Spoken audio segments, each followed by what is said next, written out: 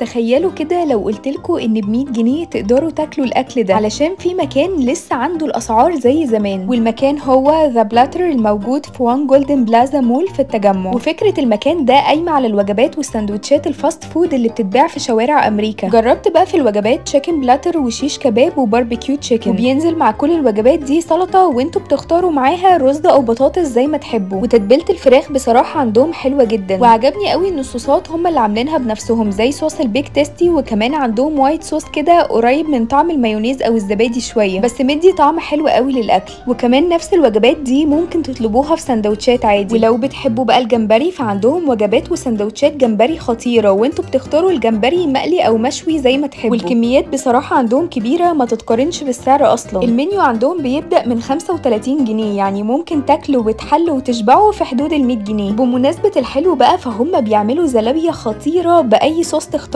او ممكن تسألوا على منيو تشوكلت كورنر وهتلاقوا عندهم اختراعات لذيذة كده لازم تجربوها، وبرضو اسعارهم حلوة قوي.